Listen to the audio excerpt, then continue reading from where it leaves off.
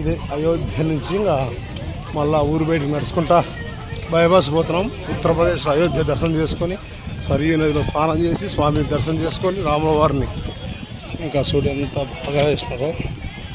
ఇటుందో చూసుకో, రోడ్డు ఎంత విశాలంగా. మా తమ్ముళ్ళు మమ్మర్దలు అడబోతున్నారు.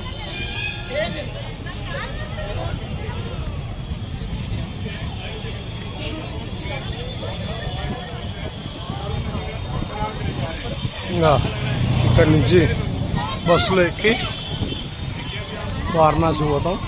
అక్కడి నుంచి ట్రైన్లో మా ఊరికి వెళ్ళిపోతాం. రండి అందరు అయోధ్య. అద్భుతమైన క్షేత్రం అయోధ్య.